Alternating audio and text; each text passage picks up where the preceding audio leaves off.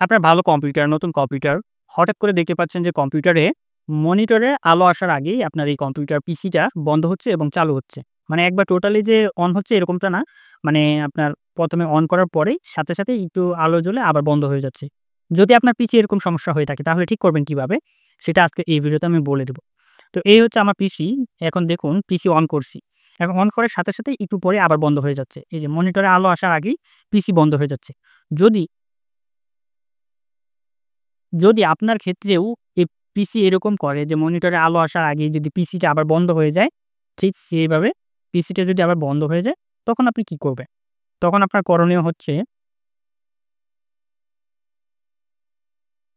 আমি পিসিটা একটু বন্ধ করি।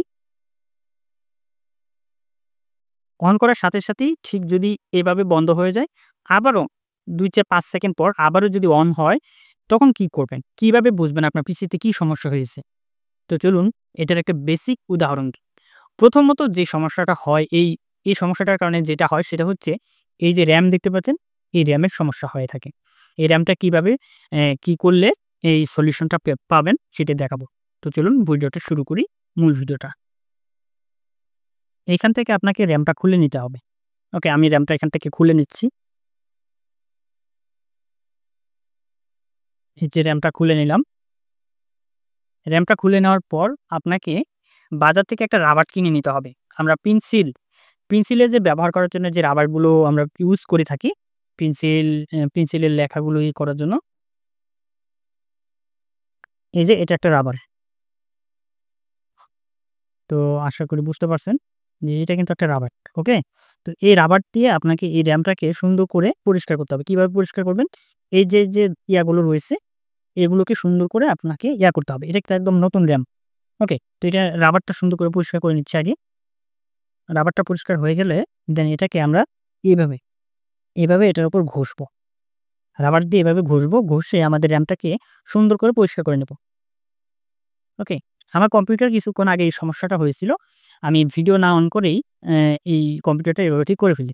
যার কারণে মনে হলো যে এরকম সমস্যার কারণে অনেকেই আমাকে কমেন্ট বক্সে কমেন্ট করতেছে আমার YouTube চ্যানেলে। তো ভাবলাম যে এর জন্য এই ভিডিওটা করে ফেলি যে কিভাবে আপনার এই সমস্যা হলে কম্পিউটারটা যদি এরকম সমস্যা হয় কিভাবে ঠিক করবেন সেটার জন্য এই ভিডিওটা করে ফেললাম। ওকে? কিছু মনে করবেন না।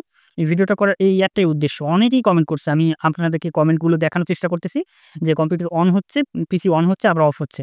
এটা নিয়ে অনেক টেকনিশিয়ানের কাছে যান।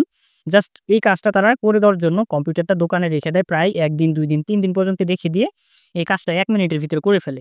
জাস্ট এটা করে দিয়ে আপনার কাছ থেকে মোটা অঙ্কের একটা টাকা নেয়। ২,০০০, ২৫০০ বা ৩,০০০, ১,০০০, ৫০০ যার কাছ থেকে যেমন টাকা নিতে পারে। ওকে? এই যে দেখতে পাচ্ছেন আমার কিন্তু কাজ শেষ। ওকে? তো এখন আমরা এই RAM টা লাগিয়ে দিব। আমি ঠিক এভাবেই একটু আগে কাজ করে RAM টা লাগিয়ে দিয়েছিলাম। কিন্তু আপনাদেরকে দেখাতে পারিনি একটা কারণে। সেটা হচ্ছে আমি ভিডিও অন করছিলাম না।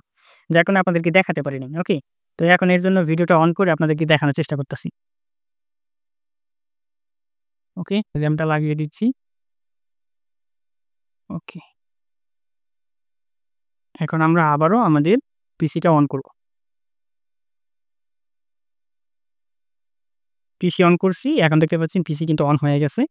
আর সমস্যা হচ্ছে না। পিসি অন হয়ে গেছে। অনেক ফাস্ট। ওকে, সবাই ভালো থাকবেন, সুস্থ থাকবেন। দেখা হচ্ছে নেক্সট কোনো ভিডিওতে, নেক্সট কোনো টিউটোরিয়াল নিয়ে। আসসালামু আলাইকুম। আল্লাহ হাফেজ।